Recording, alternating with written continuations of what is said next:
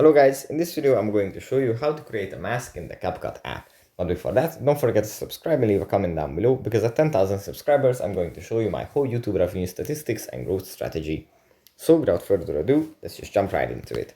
First we have to open up the CapCut app, and here it usually opens up in the home menu where we have our projects. From here we have to select a project that we want to work on. After we tap on the icon, it opens up the editing menu. Here we tap on the clip that we want to edit, and in the bottom bar we scroll to the right and find the mask button. After we tap on it, we can select the mask that we want to use and then edit it to our preferences.